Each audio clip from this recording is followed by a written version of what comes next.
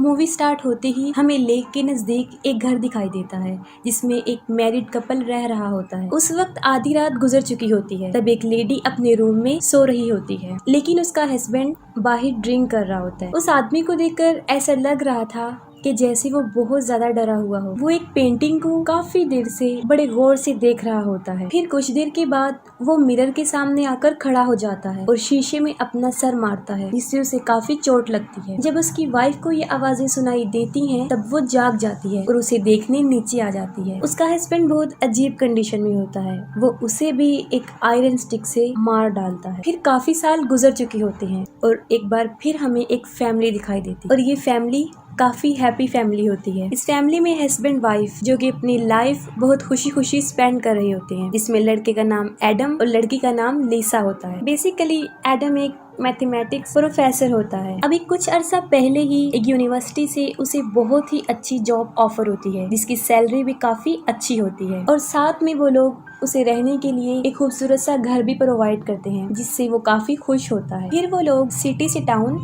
उस घर में आकर शिफ्ट हो जाते हैं। दूसरी तरफ मेलिसा प्रेग्नेंट होती है, जिसकी वजह से वो दोनों बहुत खुश होते हैं। इस बात को लेकर उन दोनों के दरमियान काफी डिस्कशन होती रहती थी कि वो बेबी बॉय होगा या फिर गर्ल। अगर बेबी बॉय हुआ तो उसका नाम एडम जूनियर रखा जाएगा और अगर बेबी गर्ल तो उसका नाम लिजा जूनियर। वो लोग अपनी लाइफ में बहुत खुश होते हैं और मजीद इस घर की वजह से। उनका घर बहुत ही खूबसूरत और काफी बड़ा होता है और वो लोग अपने बेबी के लिए उसका रूम भी चूज कर लेते हैं। और उसी दिन लिसा की बहन बिकी ने उनके लिए एक गिफ्ट भेजा होता है और उसमें एक माइस्टीरियस बॉक्स होता है। एडम उस बॉक्स को ओपन करने की काफी कोशिश करता है, लेकिन वो उसे नहीं खुलता, जिससे वो उन्हें लगता है कि शायद बिकी ने उनके साथ कोई मजाक किया हो। मगर फिर भी वो उस बॉक्स को रख लेते हैं और अगले दिन एडम अपने काम पर चला जाता है। लेकिन जाने से पहले वो लिसा को कुछ इंस्ट्रक्शन देता है कि वो अपना ख्याल रखेगी और वो वेट भी नहीं उठाएगी, खास तौर पर बेबी क्रिब, क्योंकि अभी तक उन्होंने बेबी के रूम की सेटिंग नहीं की थी। और वो ये भी कहता है कि हम दोनों मिलकर उसे सेट कर लेंगे। लेकिन जब एडम चला जाता है तब लिसा खुद को बहुत ज्यादा बिजी कर लेती है। वो बेबी रूम की काफी सेटिंग कर लेती है, इवन के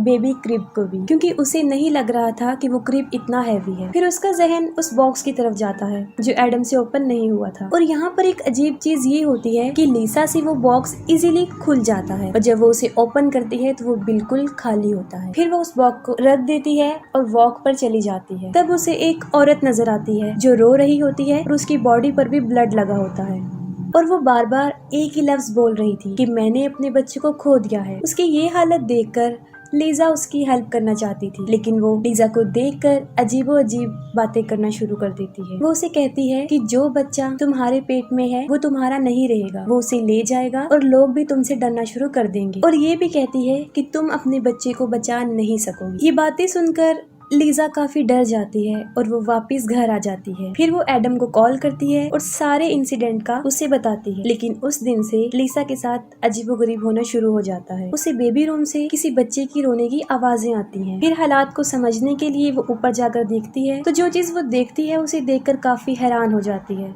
वो देखती है कि बेबी क्रिब में एक बच्ची लेटी हुई है। उसे कुछ समझ नहीं आ रही होती कि ये क्या हो रहा है, क्योंकि ये कोई ख्वाब नहीं होता बल्कि हकीकत होती है। और फिर जैसे ही वो उस बच्ची को गोद में उठाती है तब उसका चेहरा अचानक से बदल जाता है और इसके बाद लिजा अपने होश खो बैठती है। और शाम को जब एडम घर वापस आता है तो वो देखता है कि लिजा काफी जख्मी हुई है और उसका काफी खून भी निकल चुका होता है। वो फौरन उसे हॉस्पिटल लेकर जाता है। फिर लिजा तो बच जाती है, लेकिन उसका मिसकैरेज हो जाता है। और इससे भी ज्यादा अफसोसनाक बात ये होती है जब डॉक्टर उसे बैड न्यूज सुनाती है कि लिसा अब कभी भी मां नहीं बन सकेगी और शायद उसका मिसकैरेज कोई हैवी चीज उठाने से हुआ है, जिससे एडम को ये लगता है कि शायद ये बेबी क्रिब की वजह से हुआ। और उसने लिसा को मना किया था, लेकिन उसने उसकी नहीं मानी। ये बात सुनकर लिसा की बहन बीकी भी उनके घर आती है और वो ये डिसाइड करती है कि वो कुछ दिन लिसा के साथ ही रहे ताकि लिसा जल्दी से अपनी नॉर्मल हालत में वापिस आ जाए। इस वाकये के बाद एडम कई मर्तबा लिसा से ये पूछने की कोशिश करता है कि ऐसा क्यों हुआ और उस दिन ऐसा क्या हुआ था, क्या उसने वाकई कोई हैवी चीज उठाई थी? जिसके जवाब में लिसा उसे सच बता देती है, वो जंगल वाला इंसिडेंट, वो स्ट्रेंज वुमेन, फिर बेबी के रूम से बच्चे के रोने की आवाजें और वहाँ पर उस छोटी बच्ची का मिलना। और जैसे ही उस बच्ची को गोद में उठाया उसे कुछ भी याद नहीं रहा, क्योंकि तब वो अपने होश खो बैठी थी। यहाँ पर एक बात तो क्लियर हो जाती है कि उनके साथ कुछ अजीबोगरीब हो रहा था, और साथ में एडम को वो मिस्टीरियस बॉक्स भी मिल जाता है जो अब इजीली ओपन हो रहा था। तब एडम लिसा को बताता है, जिस पर वो कहती है कि इस बॉक्स को तो मैंने उसी दिन खोल लिया था जब ये वाकया पेश आया। और फिर वो बिकी से पूछते हैं कि उसने उन्हें ये बॉक्स क्यों दिया जो पहले तो नहीं खुल रहा था और अब खुल चुका है और खाली भी है। जिस पर वो कहती है कि ये मैंने किसी घर की आइटम्स की सेल पर खरीदा था और मैंने इसको लिसा को गिफ्ट कर दिया। लेकिन रियलिटी तो ये होती है कि उस बॉक्स ने पहले तो बिकी को अट्रैक्ट किया और फिर लिसा को, तभी तो उसने ये बॉक्स ओपन कर लिया था। लेकिन उन लोगों को इसके बारे में कोई आइडिया नहीं होता और फिर नॉर्मल लाइफ चलती रहती है। और फिर कुछ दिन गुजर जाने के बाद लिसा को अपने घर से कुछ महसूस होना शुरू हो जाता है जिसे वो बता भी नहीं सकती थी। जैसे अक्सर घर के मिरर्स में लिसा का रिफ्लेक्शन काफी अजीबोगरीब बिहेव करता। और एक सुबह जब बिकी और लिसा योगा कर रहे होते हैं तब एक बार फिर लिसा को किसी बच्चे के रोने की आवाजें आती हैं। इस बात को वो बिकी से भी शेयर करती है। वो काफी डर जाती है और फिर से चेक करने बेबी के रूम में चली जाती है। और इस बार फिर बेबी क्रिब में एक बच्ची लेटी होती है, लेकिन अब वो पहले से बड़ी हो चुकी होती है। और अजीब बात तो ये होती है कि वो सिर्फ लिसा को नजर आ रही होती है, बिकी को नहीं।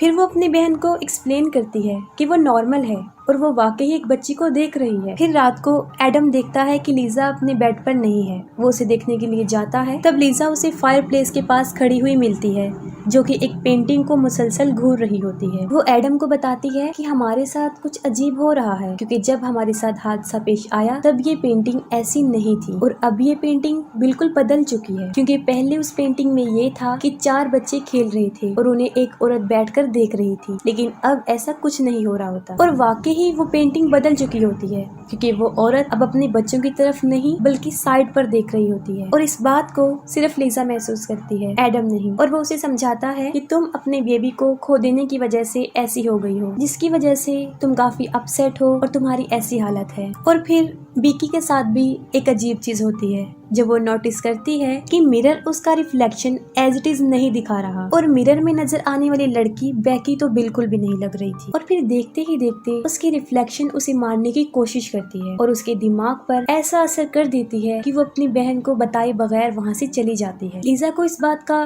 बुरा तो लगता है, लेकिन ये उसके लिए कोई नई चीज नहीं थी, बल्कि ऐसे इंसिडेंट तो उसके साथ हो रहे थे। और साथ में उसे हमेशा एक छोटी बच्ची भी दिखाई देने लगी जो उसे मामा कहती थी। लिसा इन सब से तंग आ चुकी होती है। वो एडम को कहती है कि हमारे इस घर में कुछ अजीब है, जैसे कि और वो इवल पावर्स हैं। और फिर वो कहती है कि आपकी यूनिवर्सिटी में एक प्रोफेसर डॉक्टर क्लार्क हैं जो कि एक अबनॉर्मल रिसर्चर हैं। शायद वो हमारी मदद कर सकते हैं, क्योंकि लिसा काफी डरी होती है। और एडम उसकी बात मानकर डॉक्टर क्लार्क से मिल लेता है, क्योंकि एडम तो इन बातों पर बिलीव नहीं रखता था। और वो डॉक्टर क्लार्क को कहता है कि वो लिसा का शक दूर करे। और जब डॉक्टर क्लार्क उनके घर में आते हैं तो उन्हें काफी अजीब चीजें महसूस होती हैं। असल में डॉक्टर क्लार्क बचपन से ही ब्लाइंड होते हैं, लेकिन उनके पास एक एबिलिटी भी थी। वो बचपन से ही पैरानॉर्मल चीजों को महसूस कर सकते हैं। और वो लिसा को कहता है कि जो भी तुम लोगों के साथ हो रहा है उसकी वजह ये घर नहीं है बल्कि कुछ और ही है। और फिर उसे उस मिस्टीरियस बॉक्स के बारे में पता चलता है। और फिर वो ये बात समझ जाते हैं कि एक अननोन इविल पावर थी जो उस बॉक्स में कैद थी, और जैसे ही उसे ओपन किया गया तो वो आजाद हो गई। और जिसने भी उस बॉक्स को ओपन किया है वो उसके साथ ही है, तो वो चीज उनके साथ ही है। वो जहाँ जहाँ जाएंगे वो चीज उनके साथ हो। ये बातें सुनकर एडम काफी गुस्से में आ जाता है और वो डॉक्टर क्लार्क को बाहर निकाल देता है और कहता है कि मैंने आपको ये कहा था कि आप लिसा का शक दूर करें, लेकिन आपने तो उसे मजीद डरा दिया। जिस पर डॉक्टर क्लार्क उसे समझाने की कोशिश करता है कि तुम लोगों को शायद पता नहीं है कि तुम कितनी बड़ी मुसीबत में हो, लेकिन वो उसकी कोई बात नहीं सुनता।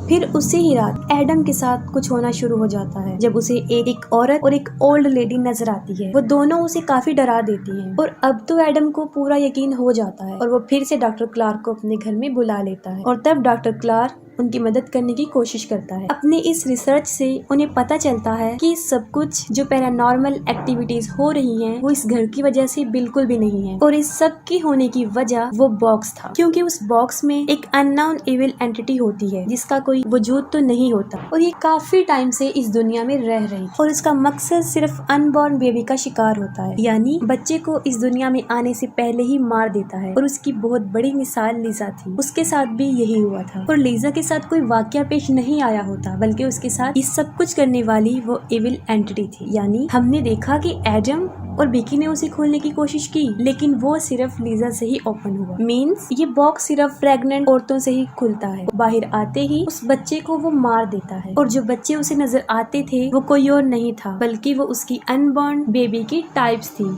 कि अगर वो इस दुनिया में आ जाती तो वो ऐसी हो, और वो बच्ची स्टेप बाय स्टेप बड़ी होकर ऐसी होती। जैसे लीजा को पहले छोटी सी बच्ची नजर आई थी, फिर उससे बड़ी, और फिर वो लेडी और ओल्ड लेडी, और वो बच्चे की ओल्ड वर्जन थी। और ये इविल एंटिटी ज्यादातर मिरर्स और पेंटिंग्स में होती थी, क्योंकि उसका कोई वजूद तो था नहीं कि वो दुनिया में रहती, और ये पावर लोगों के दिमाग को अपने कंट्रोल में करके उन्हें अजीबोगरीब चीजें दिखाती थी, और ऐसा उन तीनों के साथ कई दफा हो चुका था। और इस एंटिटी को मारा तो नहीं जा सकता, सिर्फ कैद किया जा सकता है, और इसे कैद करने के लिए सेक्रीफाइस करना पड़ता है। इसका मतलब ये था कि अगर उस औरत को मारा जाए तो वो एंटिटी कैद हो जाए, और यही वजह थी जब पहली फैमिली में आदमी ने अपनी बीवी को मार दिया, और उनके ही घर के सामान में लीजा को वो बॉक्स बिकी ने दिया था, वहाँ से मिला था। और जंगल में नजर आने वाली औरत उस मरी हुई औरत की सोल थी, जो उस एंटिटी के साथ उस बॉक्स में कैद। लेकिन एडम लीजा को मारना नहीं चाहता था। एडम बहुत कोशिश करता है कि वो लीजा को इस मुसीबत से बचा ले, लेकिन ये एंटिटी लोगों को हिप्नोटाइज करती है और लोगों को एक दूसरे से मरवाती है। अब एडम भी हिप्नोटाइज हो चुका होता है, और वो उस आदमी की तरह लीजा को मार डालता है, और वो एंटिटी फिर से उस बॉक्स में कैद हो जाती है, और एडम जेल चला जाता है। और जाने से पहले वो बॉक्स को बिकी को देता है, और अब ये सब कुछ बिकी के साथ होने वाला था, क्योंकि वो भी प्रेग्नेंट। और इसी के साथ मूवी भी एंड हो जाती है।